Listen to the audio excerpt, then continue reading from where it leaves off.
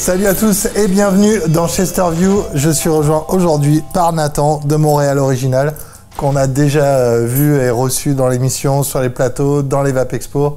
On a parlé de plein de choses. Bienvenue à toi Nathan. Merci de l'accueil. Ça fait plaisir d'être chez vous. Ça fait plaisir de te voir dans les bureaux. C'est la première fois que tu viens ici à Paris dans les locaux de One Shot. Je voulais parler aujourd'hui avec toi de toi. Pas spécialement de Montréal Original. On va parler de Montréal Original évidemment. Ça va sans dire, l'un va pas sans l'autre, mais j'aimerais qu'on parle plus de toi parce qu'on connaît bien ta marque de liquide maintenant en France. Je veux qu'on connaisse maintenant le gars qui est derrière. On va commencer par le commencement. Quand tu étais gamin, est-ce que tu étais entouré par des fumeurs? Est-ce que c'est quelque chose qui était très ancré comme ça dans ton enfance, ce monde-là? Au Québec, il faut savoir que dans les années 90, début 2000, tout le monde fumait. Hein. Moi, mes parents fumaient, mes grands-parents fumaient, mes oncles, mes tantes fumaient, ça fumait autour de moi. Il fallait que je demande pour baisser la vitre de la voiture parce qu'il y avait l'odeur de la cigarette. Le tabac était partout autour de moi, en fait. Je viens de Montréal, la ville même. Puis, d'une famille de gros fumeurs. Gros fumeurs qui fumaient dans la voiture et tout, quoi. À l'ancienne, quoi. À l'ancienne.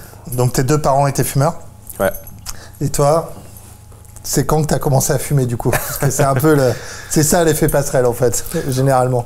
Écoute, c'est particulier un peu. Je vais t'amener un peu dans une partie de mon enfance qui a été assez difficile. Moi, très jeune, en fait, quand j'avais environ 8 ans, ma mère a été diagnostiquée du cancer du poumon à cause de la cigarette. Et quand j'avais 9 ans, elle est décédée de la cigarette. Mes parents étaient déjà séparés, mais ça a quand même été un coup pour mon père qui a décidé d'arrêter de fumer. Ça a été un coup pour moi, évidemment, de perdre sa mère si jeune. Et en fait, déjà, l'impact du tabac pour moi il est venu très violent, très tôt. Je détestais la cigarette au plus profond de mon être. Puis quand j'avais 12 ans, c'est ma grand-mère paternelle, qui était ma deuxième maman, quand ma mère est décédée, qui est décédée de l'emphysème à cause du tabac. Et c'est fou comment la vie, des fois, c'est des contradictions qui s'enchaînent. À l'âge de 13 ans, peut-être dans une recherche de fuir un peu la réalité, je me suis mis à fumer, moi aussi. Ce qui est un non-sens, parce que j'étais contre la cigarette, mais tu veux un peu te rebeller, tu veux être cool. Je me suis mis à fumer, mais c'est vite devenu un peu compulsif. À 13-14 ans, je me grillais un paquet de clopes par jour. Ouais. T'as fumé tôt et fort, quoi. Ouais. Alors que tu savais que c'était déjà à un si jeune âge, malheureusement, tu avais déjà deux vrais gros exemples devant toi, quoi. Complètement. Puis je pense que quand tu vis des choses aussi intenses très jeune, il y a un peu d'autodestruction. Il y a un peu de... tu te blâmes d'avoir perdu tes parents. Tu vis l'abandon d'un parent comme quelque chose qui est ta faute. T'sais, ma mère est partie, c'est à cause de moi. C'est la tête d'un enfant qui n'est pas encore développé, qui n'est pas encore relativisé, rationalisé. Mais je pense que ça vient fondamentalement d'un désir un peu autodestructeur. Ouais. C'est souvent le cas hein, avec les addictions. Tu vois que les profils, ils viennent souvent de là aussi, quoi. Ça vient chercher dans un certain mal-être et dans une certaine fuite aussi. Tu vas chercher tes addictions là-dedans, quoi. Ouais. Au niveau de l'école, t'as fait quoi comme école, toi? Études secondaires, je veux dire. Ouais, c'est un peu différent au Québec, comment ça fonctionne. Moi, les études secondaires c'est ce qu'on appelle, nous, c'est votre équivalent du lycée. Donc, c'est assez général.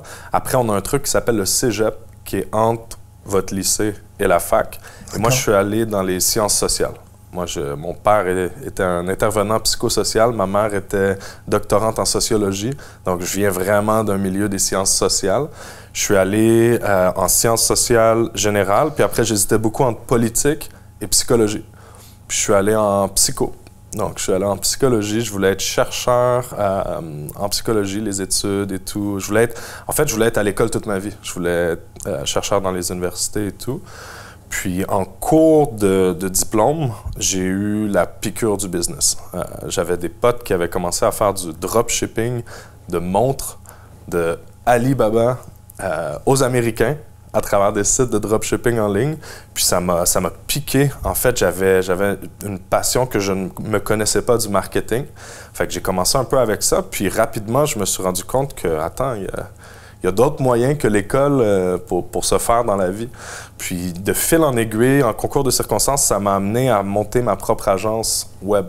Je m'exprimais bien, j'avais un talent naturel pour le marketing, donc j'ai parti une agence web. Et c'est ça, mais je m'étais dit, mon père qui m'a éduqué m'avait toujours appris, tu termines ce que tu commences. C'est la chose la plus importante. Alors que je viens pas d'un milieu, je viens d'un quartier qui était relativement défavorisé à Montréal. C'était pas la culture du business du tout, c'était les sciences sociales, mais quand on commence quelque chose, on le finit. Donc, j'ai complété mes études en psychologie en même temps de monter mon business. Puis après, je suis allé faire un diplôme en programmation et un autre en relations industrielles. Sur le côté, en même temps de lancer mon business. Ça s'est super bien passé au niveau du business. C'était vraiment une belle expérience formatrice. À cette époque-là, j'avais 19 ans quand j'ai commencé mon entreprise. T'as commencé hyper tôt, quoi. Ouais, ben j'avais déjà eu des expériences entrepreneuriales très jeunes, de l'âge de 13-14 ans. J'étais dans la pyrotechnie. On faisait des contrats, j'étais travailleur autonome. C'était très tôt, la culture du travail. Puis, c'est ça, pour retourner un peu à l'agence, j'avais vraiment pas froid aux yeux. Puis je suis allé prospecter des marchés, des grosses boîtes. J'ai fait des petits contrats à gauche, à droite, puis à un moment donné, des contrats un peu plus importants. On a d'ailleurs collaboré avec Ericsson, ABB, dans leur siège à Montréal. Ils avaient un projet de navette qui s'autopilote, électrique. Genre de métro autonome un peu? Ouais, c'est ça, à Montréal, qui a pris beaucoup de temps à voir le jour. Puis même là, c'est pas encore complètement... C'est pas encore fini. Ouais, c'est ça, c'est pas encore fini. Mais ils voulaient en fait une prévisualisation 3D du truc avant que ça sorte. Moi, j'ai survendu le truc, puis on a délivré la marchandise. En fait, c'était... Moi, ma vision, c'est va chercher le contrat, puis après, démerde-toi. Puis c'est comme ça que j'y suis arrivé. Puis après, ça fonctionnait bien. Mais rapidement, je me suis rendu compte que tu es toujours en train de faire la vision des autres. Tu es toujours en train de réaliser la vision des autres. Quand tu es en agence, c'est jamais ta vision à toi. Donc moi, j'étais très tôt, j'étais en 2020. Puis ce qui me passionnait, c'était le 360, la réalité virtuelle. Beaucoup trop tôt, en fait. Aucune entreprise voulait de ça, mais ça me frustrait un peu. C'était le début de l'Oculus Rift et tout ça, quoi. J'avais acheté une petite caméra 360 que tu pluguais sur le téléphone, puis là, je proposais ce service-là, mais personne n'en voulait, puis ça me tannait un peu de devoir tout le temps faire la vision des autres, réaliser la vision des autres. Ouais. Pourtant, tu étais en agence, donc tu pouvais faire plein de choses, mais il fallait que tu fasses ton truc, quoi. Ouais, exactement. Donc, dans le trajet de tout ça, t'arrêtes de fumer, tu découvres la vape, et tu te dis, OK, c'est bon, ce truc-là, ça marche, maintenant je vais faire ma marque de juice. Ça a été quoi le déclencheur pour toi? Il y a eu d'autres étapes avant ça. En fait, en 2014, si je dis pas de bêtises, 2013, fin 2013, la vape arrive au Québec, comme c'est arrivé chez vous quelques années auparavant, des boutiques qui se mettent à apparaître partout. Moi, à l'époque, j'étais pas encore majeur, j'avais des fausses cartes. Puis j'entends parler de ça, je me déplace en boutique. Déjà, à la base, je voulais un goût clope.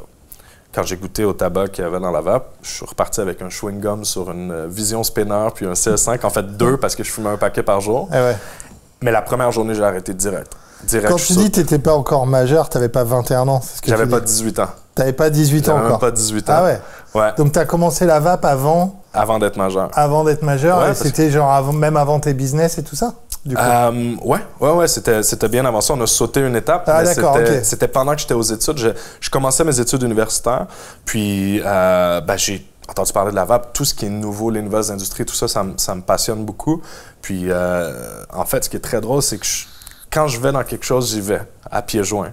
Puis je me retrouvais tout le temps au vape shop. Tu sais, je me retrouvais tout le temps là-bas, au point où j'entends... Parce que c'était tout le temps le même truc. Hein. Tout ce qui se vendait, c'était une Vision Spinner avec CS5 ou 2 Vision Spinner avec CS5. Ouais, voilà. Donc, le speech, c'était le même. Puis à force de l'entendre, quand il y avait des queues, moi, j'expliquais. Je disais, allez, venez, je vais vous faire la déballe. Fait que là, je donnais un peu la petite formation du début, les petites gouttes dans le coil, tout ça. Et tu faisais ça gratos? T'étais juste un client qui aidait le shop, quoi. J'étais le client chiant qui reste dans la boutique pendant 2-3 heures. Ouais. Et là, ils m'ont offert du taf. Ils m'ont dit, t'as envie de travailler dans la boutique? Je dis, ouais, non, parce que j'étais pas majeur, en fait. Eux, ils savaient pas que j'étais pas majeur.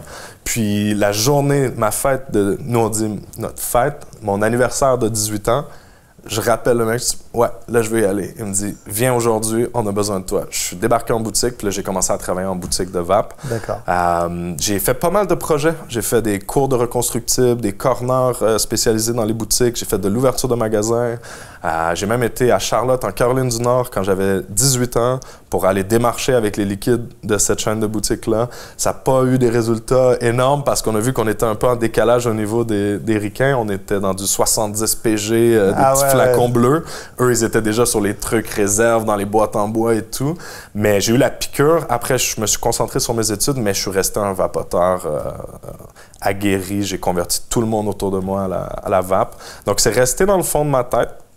Là, je nous ramène à l'agence. C'est ça. En 2018, il y a eu la légalisation du cannabis. Et moi, comme je te dis, je suis quelqu'un d'assez intense.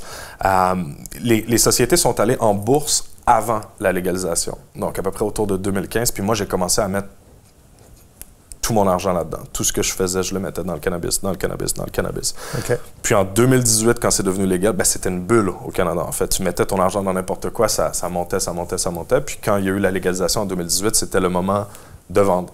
Donc, j'ai vendu la journée de la légalisation. Puis ça m'a donné la liberté de pouvoir choisir mon prochain projet. D'un côté, avec mon agent, j'en avais un peu marre du côté un peu répétitif. Tout le monde veut mettre à jour sa page web, tout le monde prend 6 mois à t'envoyer son contenu. C'était assez redondant, mais j'aimais tellement le côté business client que, en fait, c'est ça. Là, le croisement s'est fait où j'ai rencontré des gens qui avaient cette idée-là de faire des tabacs plus réalistes. Et moi, je savais que dès mes tout débuts, j'aurais voulu avoir une saveur tabac. Puis je suis resté sur les fruits pendant longtemps parce que je trouvais pas. Puis c'est là que la rencontre s'est faite puis qu'on a parti Montréal. C'est un concours de circonstances d'avoir la liberté financière de pouvoir partir un nouveau projet et de rencontrer les bonnes personnes qui avaient la bonne vision du marché. Donc quand tu as suffisamment d'argent sur toi et que tu rencontres tes associés et que tu décides de lancer Montréal Original, t'as quel âge déjà, toi? Là, à ce moment-là, j'avais 23 ans. Oh. Ouais. OK. Ouais. D'accord. Très bien. Mais écoute, moi, je pense sincèrement que plus la vie te tape à la gueule tôt, plus ça te met un feu du dragon dans ton estomac qui te donne envie de plus. Moi, c'est... Puis les gens qui travaillent avec nous, je pense qu'ils s'en rendent compte assez vite. C'est pas l'argent le net motif. C'est vraiment avoir un impact, faire une différence. Moi, j'en veux au tabac. Il y a personne dans la vape qui est notre compétiteur. C'est le tabac, notre compétiteur. Et moi, tout ce que je peux faire pour leur faire mal, puis pour qu'on progresse dans la filière, je le dis vraiment sincèrement parce que on se concentre sur un truc, nous, c'est les goûts classiques. Mais on se concentre que là-dessus. On met toute l'énergie, on met énormément d'investissement là-dedans parce qu'on pense que c'est un morceau du puzzle. Il y en a d'autres qui font avant. Tu sais, vous, ce que vous faites, c'est énorme pour la vape parce que c'est la médiatisation de notre industrie, montrer les vrais visages derrière l'industrie qui ne sont pas les mêmes que ceux derrière le tabac. Mais c'est ça, en fait, j'essaie pas de tout faire. On se concentre sur un truc, mais on essaie vraiment de faire... Ouais, d'être la pierre utile de cette chose-là, quoi. Une des pierres, tabac, c'est bam. Ça. Exactement. Donc, tu sais, Montréal Original, on n'a jamais pris 1 centime de dividende dans la boîte. On n'a jamais fait un rond, en fait, de profit. Tout ce qu'on a fait depuis le 15 octobre 2020, qui était le lancement officiel au Québec, on l'a tout remis dans le développement, on l'a tout remis dans nos partenaires, on l'a tout remis dans la prod et tout ça, le marketing. Surtout beaucoup le marketing. Ouais, alors parlons-en un peu de ton marketing, parce que quand on pense marketing, généralement dans le monde de la vape, on imagine PLV, poster, peut-être un petit flacon un peu joli, une newsletter et basta. Toi, tu vas un petit peu plus loin que ça, tu apprends des langues des pays dans lesquels tu t'implantes. Dans la mesure du possible, c'est vrai. On parlera un peu plus tard de la France, mais on a lancé le 1er juin 2024 en Espagne. Et moi, j'ai pris cet engagement-là parce qu'en fait, tu vas, par exemple, dans un marché comme l'Allemagne, 95% parlent anglais. Nous, on est du Québec, on parle français-anglais. Mais tu vas dans un marché comme l'Espagne, 90% ne parlent pas anglais, encore moins français. Ouais.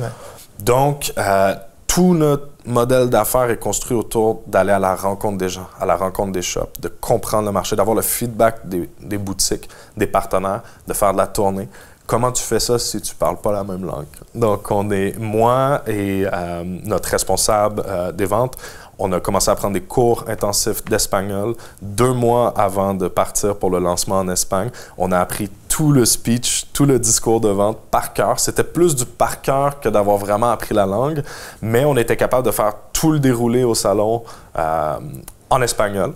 Après, les gens nous posaient des questions. « Ah, t'as des frères, des sœurs? » On comprenait que dalle, mais on avait au moins le discours de base. T'avais ton pitch à l'oral carré en espagnol, quoi. Exactement. Puis l'engagement qu'on a pris vis-à-vis du marché, c'est qu'on va apprendre la langue, on va vraiment parler le langage, connaître la culture, et on le fait. Donc, moi, je juge que ça a pris environ 1 an pour devenir vraiment fluide en espagnol. Mais aujourd'hui, on est retourné récemment au mois de juin, juillet en Espagne. Puis, on fait de la tournée, on est chacun solo en boutique, on parle espagnol, on a des conversations. Maintenant, quand ça tombe dans le passé composé, j'ai encore des difficultés, mais je te dirais que assez pour bien échanger. C'est fou, ça, quand même. Hein? Ouais. Donc, en ce moment, la Montréal Original, t'as tapé dans combien de pays, à peu près? Ben là, on est au Canada, on est en France, Grèce, Espagne, Allemagne, Chili. Et là, on regarde pour l'année prochaine, on va y aller sur l'Angleterre. On va attaquer le gros marché européen. Beaucoup de défis avec ça, si tu veux, on en discutera un peu plus. Mais l'idée, c'est qu'il y a des marques internationales qui ouvrent direct les valves à tous les pays.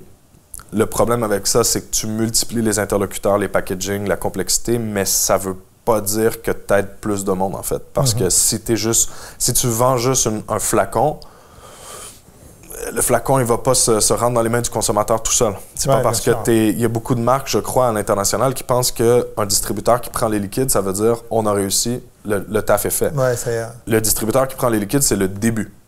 Ça veut dire, OK, on a l'outil logistique pour amener le produit dans les mains du consommateur. Maintenant, il faut qu'on fasse tout le travail au niveau des boutiques pour qu'eux sachent c'est quoi le produit, pourquoi ils devraient l'amener dans leur boutique, puis pourquoi ils devraient le recommander à leurs clients. Donc, on essaie d'ouvrir 1 ou 2 marchés par année. Les années où on juge qu'on peut le faire, mais sans jamais rien enlever au marché qu'on a. Ouais, sans rien négliger à côté, quoi. C'est ça. Donc, c'est toujours du plus, quoi. Exactement. Puis en termes de timeline, c'est allé très vite. Octobre 2020, on lance officiellement avec les distributeurs québécois, canadiens au Canada. Octobre 2021, on lance en France. Octobre 2022, on lance en Grèce. Et là, rapidement, attends, là, ça nous prend une équipe un peu plus développée. Déjà, la France, toutes les lois au Canada. Bon, la Grèce, c'est un petit marché, mais il y a quand même la complexité si on veut bien s'en occuper. Ouais, tu as du réglementaire différent dans chaque pays, finalement. Exactement. Donc, c'est à chaque fois, comme tu disais, une nouvelle étiquette, une nouvelle déclaration, tout ça, quoi. Puis 2023, on a vraiment pris l'année pour à l'interne se développer davantage, être capable de bien répondre à nos partenaires, de bien s'occuper de nos clients.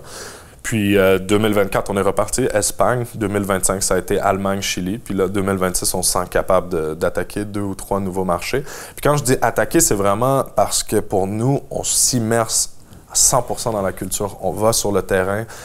Peu importe le pays, peu importe le marché, si on ne va pas à la rencontre des gens, si on ne se déplace pas physiquement dans les boutiques, puis pas 2-3 boutiques, Là, ça fait 26 jours que je suis en Europe. On revient d'Allemagne. On a fait 100 boutiques, 2 personnes, 1 semaine. Donc, on va dans tous les petits raccoins. On va en région. On a fait 16 villes allemandes. J'ai appris des bases d'allemand. Je te dirais pas que dans un an, je parle fluide parce que c'est beaucoup plus difficile que l'espagnol. C'est raide. Mais pour moi, c'est une question de respect.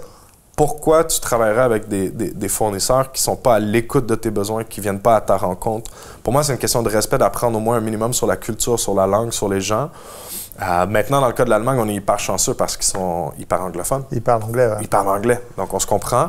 Tu commences Guten Tag, mein Name ist Nathan, ich bin der Gründer aus Montréal Original, eine liquide marqué mit Tabakgeschmack. Là, les gens font « Oh, OK, le Canadien a appris des petits trucs. Est-ce qu'on peut parler en anglais, s'il te plaît? » Est-ce que tu parles en allemand avec un accent québécois? J'ai aucune idée, puis je pense... Moi, je veux savoir, en fait. Je pense qu'ils ont même pas la ref, en fait. Je pense qu'il y a très peu de Québécois qui s'en vont dans la vape, les démarcher en Allemagne, donc je sais pas s'ils ont la ref, mais je me suis fait dire, par contre, t'es francophone. Ah, je donc t'as un accent français dans tes... Ouais. OK, bon. La prononciation et tout, je pense qu'ils connaissent un peu plus les Français que les Québécois quand même en Allemagne. Okay. Ça roule. Et je voulais parler avec toi d'un truc. J'en ai parlé avec Rémi, qui est en train de monter cette vidéo actuellement. J'ai l'impression que ce que tu me décris là, de faire les tournées, d'aller au contact des clients, d'être super aiguisé comme ça sur ton approche des marchés différents, c'est un truc quand même plutôt dans l'esprit ricain, Amérique du Nord, on va dire. Pas que le Québec, ce soit des Américains, mais c'est quand même cet esprit-là, un peu, Amérique du Nord, et c'est moins ce qui se fait en Europe, où c'est plus confidentiel, on a peut-être un peu plus de mal à aller au contact des gens comme ça. Est-ce que tu valides cette théorie? Est-ce que tu vois, toi, une différence de mindset entre les équipes québécoises et ce qu'elles font et les équipes françaises? C'est une question où j'ai beaucoup d'opinions là-dessus. Déjà, je pense qu'Amérique du Nord versus Europe, il y a une façon de penser le travail qui est complètement différente. Nous, les commerces sont jamais fermés. Les vacances, ta première année quand tu taffes à quelque part, c'est pas de vacances. L'année 2, c'est 1 semaine. Puis après 3 ans, tu peux avoir 2 semaines. Après 5 ans, si l'employeur le permet, tu peux potentiellement avoir 3 semaines. On a très peu de jours fériés. Il n'y a jamais de jours fériés au milieu de la semaine. Ça n'existe pas le pont chez nous. Les jours fériés, c'est un lundi ou un vendredi, à l'exception de Noël et le jour de l'an. Donc, il y a quand même une culture du travail qui est différente. Maintenant, il y a 2 points que je veux t'amener là-dessus. Le premier, c'est, je pense que partout, même au Québec, même au Canada, on se distingue dans notre approche. Fait que ça, il y a quelque chose qui est dans notre ADN. Moi, comme je t'ai dit, quand je suis dans quelque chose, je saute à pieds joints. J'ai littéralement un tatou de Montréal original sur mon cœur. C'est à quel point ouais, je suis dedans, quoi. Ouais, je suis dedans. Je pense qu'il y a quelque chose de québécois aussi. Parce que le Québec, ça a longtemps été la mentalité née pour un petit pain. Très humble. Moi, je viens d'un background qui est très humble aussi. Je connais pas beaucoup de présidents d'entreprises qui vont se déplacer dans les boutiques, qui vont sur le terrain, qui vont... Parce que, honnêtement, des fois, c'est dur quand tu as une boutique qui dit « Je m'en fous, je suis pas intéressé, j'ai pas le temps, va-t'en. » Tu es dans un pays à l'étranger. C'est « OK, mais j'ai quand même des choses intéressantes à te dire. » Mais je m'en fous, en fait. La journée où je suis dans mon petit bureau, dans ma tour d'ivoire, j'ai perdu au jeu de la vie. Il faut être au contact des gens. Quand je rentre au Canada après un voyage comme ça, là, on va avoir fait 30 jours en Europe, j'ai l'information la plus importante. Qu'est-ce que nos partenaires veulent? Qu'est-ce que le marché veut? Et c'est pas pareil maintenant qu'il y a 6 mois. Si on reste dans nos petits bureaux au Canada, si je reste comme dirigeant d'entreprise dans mon bureau au Canada, puis que j'envoie des gens ou que je prends pour acquis ce que le marché veut, je pense qu'on perd notre longueur d'avance automatique. C'est le fait d'aller au contact des gens, c'est le fait d'aller sur le terrain, c'est le fait d'aller rencontrer les gens qui nous soutiennent, en fait. Parce que le client, c'est pas le shop. Ouais. C'est pas le shop, le client. Le client, c'est le consommateur. Puis ça, je le dis vraiment sincèrement parce que je pense que c'est comme ça aussi que nos lancements de produits, on lance des produits 2 fois par année, on fait des classiques. Et les gens jouent le jeu à chaque fois. Pourquoi? Parce que ça vient de leurs suggestions. On se déplace dans les boutiques, on les appelle, on est présent. On a quelqu'un à temps plein qui lâche des coups de téléphone à nos partenaires en France. C'est le feedback des gens qui dictent, en fait, la direction de Montréal. Ouais. Il y a une stratégie au tout départ quand on entre sur un marché qui est statistique. C'est quoi les statistiques de vente de marques de cigarettes? Et genre dans les nouveaux marchés, par exemple au Chili, tu vas regarder ce qui se vend le plus. Et on va positionner notre catalogue de façon conséquente. Maintenant, en France, ça fait 4 ans, on a un catalogue qui est très... En fait, le 14 octobre, ça va célébrer les 4 ans de Montréal Original en France, donc dans 4 jours. Et on a énormément de produits. Donc maintenant, tout ce qu'on sort, tout ce qu'on introduit, c'est ce que les shops nous demandent, ce que nos partenaires nous demandent, qui est en fait ce que les consommateurs finaux veulent. C'est le plus gros marché de la France pour Montréal Original? Pas encore tout à fait, mais bientôt, je te dirais. Au Québec, au Canada, c'est quand même costaud. Je te dirais que la France est définitivement notre plus gros marché européen de loin. Mais c'est notre marché où on investit le plus, où on est le plus actif, où on met, c'est ça, le plus d'efforts. Parce qu'au Canada, en fait, c'est pas compliqué. Il n'y a aucune possibilité. Tout ce qu'on peut faire, c'est aller visiter nos partenaires. Ouais. Tu peux juste aller dans les shops. Exactement. Fait qu'on a quelqu'un qui va visiter les boutiques. On peut rien faire d'autre. Avec la taxe, on peut même plus faire d'échantillonnage. C'est trop cher. C'est 15 balles un sample de taxe, sans compter le coût du flacon. Puis l'année prochaine, ça va être encore plus. C'est hyper limité. À l'extérieur du Québec, on peut faire un peu plus, mais c'est rendu la capitale de la puff. Là. Le Canada, à l'extérieur du Québec, il y a des boutiques à Toronto où il n'y a pas un flacon de juice. C'est que des puffs. C'est que des puffs. C'est que des puffs remplissables ou des puffs genre des disposables jetables À l'extérieur du Québec, il n'y a aucune limite sur la quantité de liquide que peut contenir un appareil. Donc, c'est des 200 000 puffs. Ah, des tornados, des gros trucs, quoi. Dieu merci, il y a une limitation de la nicotine qui est pour tout le Canada. Nous, au Québec, on a une limitation à 2 ml pour les pré-remplis, puis à 30 ml pour les flacons. Mais dans le reste du Canada, il n'y a pas de limitation. Puis là, la question, c'est, mais où ça va s'arrêter? Au final, c'est peut-être pas plus mal parce que plus la puff, elle est grosse, plus elle a de puff, moins elle est jetée souvent. Tu sais, s'ils se rendent à 2 millions de puffs, ben à un moment donné, ça va durer un mois, un an, c'est ça. Un an de puff, c'est très comme ça. Mais c'est particulier parce qu'on perd cette... Je crois que vraiment, le Canada, il y avait cette notion de sevrage tabagique qu'on a en France, elle était là au Canada. Je visite des pays où ils n'ont pas eu cette phase-là d'abandon du tabac, que c'est la mission de la vape. Mais au Canada, on avait cet ADN-là depuis le tout début. Et je pense que ça se perd un peu, surtout dans les grandes villes, puis surtout dans le Canada anglais, c'est en train de se perdre. Ça dit quoi le tabagisme au Canada après ces lois un peu drastiques sur la vape? C'est en hausse, c'est en baisse, c'est stable? Bon, il y a eu aussi la légalisation du cannabis qui n'a pas dû aider, mais... il y a beaucoup moins de fumeurs au Canada qu'en France. Je pense qu'en proportion, c'est 4 à 5 fois moins de fumeurs. Okay. Les estimés des derniers recensements, je pense qu'on était à 6 % de fumeurs. Ah, c'est vraiment bas. C'est très bas. Maintenant, il faut être 100 % honnête. La vape est en forte croissance. Et aussi, elle est chez un public un peu plus jeune.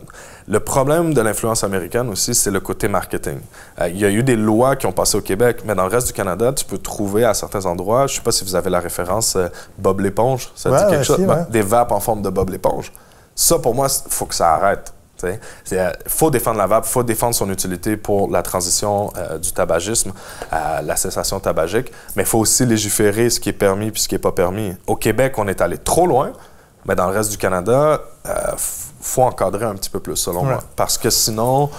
c'est le bâton pour se faire battre, quoi. Ouais, c'est un peu l'idée. T'as tout dit. Tu parlais tout à l'heure d'aller dans les boutiques et d'essuyer des refus et tout. C'est quoi ton plus gros échec avec Montréal Original et c'est quoi l'enseignement que tu en as tiré? C'est une bonne question. J'ai beaucoup de... Ou la plus grosse erreur que tu as commise, toi, ou ton équipe ou... La plus grosse erreur que j'ai commise, on a fait une étude de marché 1 an avant d'aller en France. Je connaissais rien du marché, je connaissais la TPD. J'ai certifié, je pense, 250 références de TPD. Je me pensais intelligent. On a dépensé des sommes astronomiques. Puis après, on n'a jamais lancé le 2/3 de ces références-là parce qu'en fait, on utilise un type de nicotine différent, on utilisait des formats différents. Ça a été une erreur dès le début, puis ça m'a fait aussi... J'avais tendance peut-être à cause du côté universitaire, école, à vouloir être trop préparé. À un moment donné, va sur le marché. On a fait une étude de marché pendant 1 an sans que j'aille mettre les pieds en France. Ouais. Il fallait que j'aille en boutique, il fallait que j'échange avec les gens. Fait que ça, je pense qu'au début, ça l'a tout de suite cassé ce moule de dire... faut pas se surpréparer. On fait une étude de marché, mais on va voir le marché. On y va, on parle avec les gens, on y va. Mais sur la notion d'échec, j'ai beaucoup de difficultés parce que mon cerveau pense pas comme ça. Est-ce qu'on fait des erreurs? Oui. Des fois, il y a des loupés. On a fait un projet au Canada au niveau des puffs et tout parce qu'on se disait ça prend quand même ce produit d'appel et tout. Puis on s'est fait un peu avoir au niveau des lois. On s'est retrouvé avec des gros stocks. Mais pour moi, c'est pas nécessairement de l'échec parce que c'est tout le temps dans l'apprentissage. Puis sur les marchés européens, quand tu es extrêmement à l'écoute de ce que les gens veulent, moi j'interprète pas beaucoup de choses comme l'échec. Je pense que je peux dire, ouais, mon plus gros échec, ouais, là je le sais, c'est Vape Expo Lyon 2023. On a lancé un truc qui s'appelle la gamme hockey. Les gens se rappellent tous de la patinoire. Personne ne se rappelle des liquides qu'on a lancés parce qu'ils ont été discontinués. Il en reste un, le bagarreur, que lui, il a trouvé sa place. Mais c'est qu'en fait, je me disais, on fait classique, on fait classique gourmand. Pourquoi on ne ferait pas classique fruité? Avec des trucs vodka, cranberry et tout. En fait, j'ai compris pourquoi on ne faisait pas classique fruité. Il n'y a pas de demande. Il n'y a pas de demande. En fait, les shops ont joué le jeu. Et derrière, les consommateurs ont dit, ouais, en fait, non, non merci. Il y avait une gamme comme ça qui s'appelait... Pipe Juice de mémoire, Pipe Sauce, ça s'appelait. OK. Et c'était des tabacs fruités américains à l'époque, tu vois, il y a longtemps. Hein. Mais pareil, c'était extrêmement niche ce truc-là, quoi. C'était des tabacs myrtilles. C'est ça. Alors ça se fait dans le monde de la pipe apparemment. Mais pas vraiment dans le monde de la clope, quoi. Et je pense qu'il faut, si tu y vas, il faut que tu aies dans le côté un peu fruits secs, agencé à une petite douche gourmande. Mais nous, on a été dans le truc cranberry, ultra fruité, avec le côté sec du classique. C'est ça, on a tenté un truc. En fait, c'était vraiment d'explorer les avenues. Puis au final, le marché te le dit assez rapidement. Mais la culture chez nous, c'est pas une culture de on prend un coup dans la gueule, on tombe. C'est plus une culture de si quelque chose fonctionne pas, le marché te parle. Écoute, tends l'oreille parce que c'est l'opportunité de faire 10 fois mieux après. On dit souvent qu'on apprend plus de ses échecs, on apprend plus de choses de ses échecs que de ses succès. Parce que quand ça marche, tu sais pas trop pourquoi. Mais par contre, quand ça marche pas, tu as toute une liste de raisons pourquoi. Exactement. Et tu sais, loin de moi l'idée qu'on fait pas d'erreur. On en fait une tonne, on en fait tout le temps. Mais à un moment donné, il faut y aller. Jette-toi, va voir. On fait plein d'erreurs, mais après, on les perçoit moins comme des échecs. On les perçoit comme des opportunités d'apprentissage. Je sais que ça sonne un peu cliché, mais... Non, mais encore une fois, ça sonne très Amérique du Nord, ce que tu dis, quoi. En France, on serait plutôt à se plaindre, tu vois, ou à râler, ou à se plaindre en râlant, tu vois, en faisant un petit peu les deux. Mais quand même, l'idée de se plaindre, on est tellement dans une belle industrie, c'est tellement fun. Tu sais, j'ai des potes qui sont veston-cravate dans un bureau à rentrer des données sur Excel. C'est tellement de plaisir ce qu'on fait. On revient d'un VAP Expo, c'est tous les partenaires, on prend un verre, on trinque, on pense en fait à aider les gens fondamentalement dans la mission de la VAP et les gens, en tout cas que moi je côtoie, on veut aider les gens. On veut leur donner les meilleurs produits possibles, on veut leur amener les meilleures solutions. Tu sais, on ne se cachera pas que nous, on est une marque qui coûte quand même cher au niveau de l'approvisionnement. Pour le public, c'est le prix normal, mais les shops qui jouent le jeu avec nous, c'est fondamentalement des shops qui ont une préoccupation d'offrir le meilleur produit possible. Ouais. On voudrait descendre le prix. On a beaucoup de difficultés à s'aligner parce que déjà, on fait conditionner avec un partenaire de fabrication. On amène les arômes du Canada en France, donc ça, c'est un énorme coût. Ouais. Ça se chiffre, ça va très haut. On essaie de faire des ajustements au niveau technique pour améliorer ça, mais c'est des énormes coûts. Mais ça te dit un truc. Quand un shop, je nommerai pas de prix, mais quand un shop peut payer 50% moins cher un produit qui est dans la même catégorie que le nôtre et choisit notre produit à la place, ça veut du bon, quoi. Exactement. C'est qu'il veut le meilleur pour ses clients et qu'il croit fermement qu'en donnant le meilleur à ses clients lui rendront. Bien sûr. Mais moi, j'y crois aussi. Hein. Je suis convaincu que si tu offres des produits de qualité où les gens ils arrivent à se sevrer efficacement, que ça a bon goût, que quand ils font goûter à leurs potes, tes potes disent « Ah, super, ça, tu l'as acheté où ?» C'est vachement mieux pour le vape shop que de faire goûter un truc qui est moyen, qui va plaire peut-être à un gars parce qu'il n'a pas d'autre choix, mais il va goûter autre chose un jour et puis après c'est salut, quoi.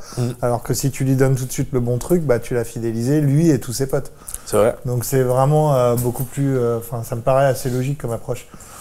On a parlé des échecs, mais j'aimerais qu'on parle de ton succès. Alors, parlons déjà dans la même veine. Ton plus gros succès, ton coup d'éclat sur Montréal Original où tu t'es dit là, ça c'était ce qu'il fallait faire. L'Espagne. L'Espagne parce que déjà, à la base, si tu choisis d'être dans la vape et de faire que du classique, tu choisis un game qui est lent. Tu veux faire du fruit et frais, tu peux pogner un buzz direct, les choses vont vite, mais parfois, ils redescendent vite. Ouais, il n'y a pas beaucoup de fidélisation, quoi. Si tu vas dans le classique, les succès se font dans la longueur. Mais l'Espagne, pour nous, je suis très fier de ce qu'on a réussi à faire parce que, en fait, on a pris 3 ans de data, d'opérations manquées, d'opérations réussies en France. On a dépensé jusqu'à maintenant plus d'1 million d'euros en marketing en France. Puis quand je dis marketing, c'est 100% de la plus-value pour les boutiques parce qu'on ne peut pas aller directement au consommateur. Donc, c'est le support en boutique, les échantillons et tout, vraiment pour faire connaître la marque. Mais de 2021 à aujourd'hui, j'en ai fait des conneries, j'en ai fait des opérations qui ont mené à rien, des publications, des trucs. Et ce qu'on a fait, c'est qu'on a analysé tout ce data-là. On a pris que ce qui fonctionne. Et on a fait un pari sur l'Espagne où on est arrivé avec une agressivité comme jamais, comme on n'avait même pas les moyens de faire en France en arrivant. Et on a bombardé le marché avec tout ce qu'on sait qui fonctionne. Et ce qui fonctionne, c'est pas compliqué. Je révèle les cartes secrètes. C'est d'être sur le terrain, d'aller à la rencontre des shops, l'échantillonnage, faire tester, c'est mets ton produit à nu, mets ton produit dans les mains des consommateurs, mais les shops te laisseront pas le mettre dans les mains du consommateur si tu vas pas à leur rencontre et tu connectes pas avec eux. Ouais. Mais l'Espagne, en 14 mois, et là je te dis, sur 14 mois, c'est 3 tournées, plus de 15 villes visitées, au-dessus de 300 vape shops rencontrés, nous qui apprenons l'espagnol, des opérations à tous les mois. Pendant ce temps-là, la taxe tombe en Espagne. On est les premiers à sortir le 15 mg parce qu'ils mettent une taxe, tout ce qui est plus élevé que 15 mg. Ouais. On était les premiers à adapter nos formats. Vraiment, on a mis tout sur pause. On a mis quelqu'un, Denise, chez nous, qui est à temps plein sur l'Espagne. Et en 14 mois, on s'est positionné comme le leader du marché. Le leader du marché dans les goûts classiques. On a gagné d'ailleurs au mois de juin l'award meilleur classique d'Espagne. Donc, et l'award est comme arrivé en même temps que les statistiques. Parce que, je n'aimerais pas de nom, mais on partage le même distributeur au niveau de celui qui était l'ancien leader. Puis ils nous ont dit, ouais, là, il n'y a pas photo. On est rendu. Puis moi, ça me fait trop plaisir, pas pour les impacts financiers, parce qu'on remet tout dedans. Moi, j'ai pas l'intention que les actionnaires de Montréal Original on retire quoi que ce soit maintenant. Il y a tellement de gens à aller aider, il y a tellement de pays où on peut faire une différence. Le but, c'est de grossir le truc pour rendre le produit accessible à tout le monde. Moi, je crois sincèrement qu'on a plus qu'une marque, on a une technologie. Puis je veux qu'elle soit disponible à tous. Oui, tu as l'osmose inversée pour l'extraction des arômes. Tu es le seul à faire ça dans la vape? On est les seuls, jusqu'à preuve du contraire. On a mis aussi énormément de temps et d'argent pour être capable d'adapter un procédé qui existait à la base dans l'extraction des terpènes à la vape. Mais c'est compliqué, on en a bavé. Et aujourd'hui, l'Espagne, moi, le fait d'être leader, puis après, c'est un marché qui est mouvant, c'est dynamique, ça ne veut pas dire que l'année prochaine, on va l'être encore, mais c'est une preuve, en fait, que les shops ont entendu notre message, ont répondu à l'appel, et c'est pas pour moi le premier lancement. Le premier lancement est un énorme succès, mais ce qui me fait le plus plaisir, c'est ce qui arrive derrière après. S'il y a du réassort, c'est que les consommateurs en redemandent.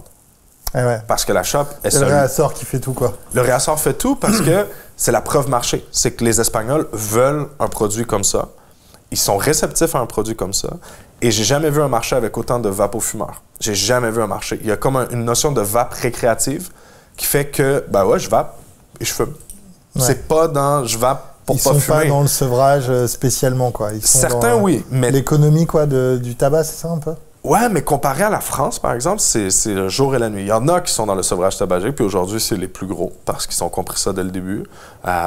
Mais c'est ça, fait les gens ont répondu à l'appel, ont compris que ça pouvait permettre de passer complètement à la vape, d'avoir le bon liquide classique, le goût de leur clope. Puis pour moi, c'est la plus belle fierté, parce que quand je pense à l'Espagne, je vois le visage de tous les propriétaires de shop, les gérants de boutique qui kiffent, qui disent hostia tio, c'est de la bombe. Ouais. Moi, ça me fait trop plaisir, honnêtement. Fait que ça, c'est une fierté et on lâchera pas l'Espagne, on les laissera pas tomber, on va rester là, on va rester présent, on va continuer d'aller les voir tout le temps. Et voilà. Beau succès. Ouais. Beau succès, l'Espagne. C'est l'heure du plug, Nathan. Du plug? Ouais, c'est l'heure du plug. Le plug, c'est là où tu dis face caméra, où est-ce qu'on peut retrouver les fabuleux liquides Montréal Original? Écoute, on peut les retrouver presque partout. Aujourd'hui, les liquides sont présents dans plus de 1000 boutiques en France. Donc, normalement, il y en a un peu dans toutes les villes. Si vous êtes un partenaire boutique, c'est chez KMLS qu'il faut aller se procurer les liquides. C'est les partenaires qui nous ont accompagnés dès le début. Honnêtement, je fais une mini parenthèse, mais la marque ne serait pas ce qu'elle est aujourd'hui si c'était pas du beau partenariat qu'on a avec eux. On l'a construit ensemble, cette marque-là, en France. Et l'investissement qu'eux ont mis dans la marque, aujourd'hui, moi, je les considère réellement comme de la famille. Et donc, ils ont tout ce qu'il vous faut si vous êtes un partenaire boutique qui désire commencer à travailler la marque. KMLS, c'est la solution. Puis, si vous êtes un consommateur puis que vous cherchez un classique différent avec une petite touche canadienne qui peut vraiment aider dans le sevrage, ben allez dans votre boutique de quartier puis parlez de Montréal. Ils doivent nous connaître ou avoir entendu parler de nous s'ils n'ont pas déjà les produits. Trop cool. Merci à toi, Nathan. Ça m'a fait très plaisir de t'avoir ici. Ça faire un petit déroulé comme ça de Montréal Original, plus côté affaires et côté perso avec toi que côté saveur. Pour les saveurs, il faut les goûter, les gars. C'est pas en interview que vous allez trouver ça. Mais pour le gars, il est juste là. Et c'est cette vidéo qu'il fallait regarder. Merci à vous d'être restés jusque-là. Merci à toi, Nathan. Merci à toi, pour cette David. interview. On se retrouve très vite sur la chaîne pour d'autres Chesterview avec d'autres professionnels de la vape. Et je vous souhaite une très bonne semaine. Ciao, ciao.